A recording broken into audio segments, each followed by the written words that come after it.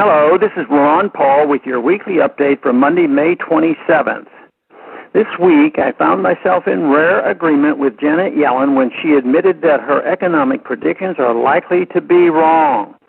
Sadly, Yellen did not follow up her admission by handing in her resignation and joining efforts to end the Fed.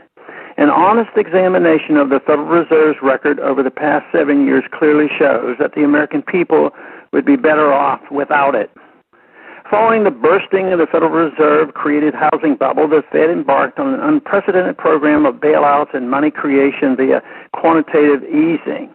Not only has QE failed to revive the economy, it has further damaged the average American standards of living while benefiting the financial elites.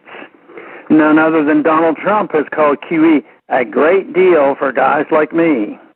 The failure of quantitative easing to improve the economy has left the Fed reluctant to raise interest rates. Yet the Fed does not want to appear oblivious to the dangers posed by keeping rates artificially low. This is why the Fed regularly announces that the economy will soon be strong enough to handle a rate increase. There are signs that investors are beginning to realize that the Fed's constant talk of raising rates is just talk. So they are looking for investments that will protect them from a Fed-caused collapse in the dollar's value. For example, the price of gold recently increased following reports of stagnant retail sales. Increased gold prices in response to economic sluggishness may appear counterintuitive, but it is a sign that investors are realizing quantitative easing is not ending anytime soon. The increase in gold prices is not the only sign that investors are interested in hard assets to protect themselves from inflation. Recently, a Picasso painting sold for a record $180 million. This record may not last long, as an additional $2 billion worth of art is expected to go on the market in the next few weeks. Another sign of the increasing concerns about the dollar's stability is the growing interest in alternative currencies. Investing and using alternative currencies can help average Americans who do not have millions to spend on Picasso paintings protect themselves from a currency crisis. Congress should ensure that all Americans can protect themselves from a dollar crisis by repealing the legal tender laws. Congress should also take the first step toward monetary reform by passing the Audit the Fed bill. Unfortunately, Audit the Fed is not a part of the Federal Reserve's reform bill that was passed by the Senate Banking Committee.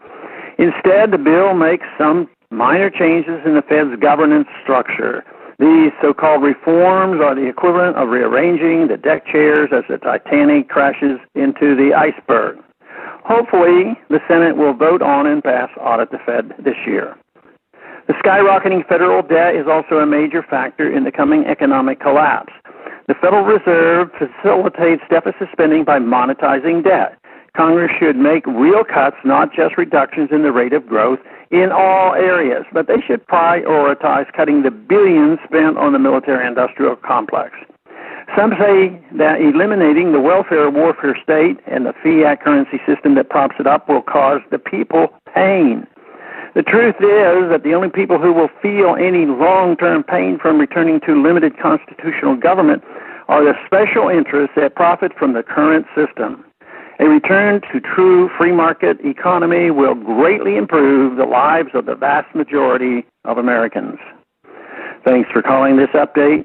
A new update is placed on this number, 888-322-1414 every Sunday.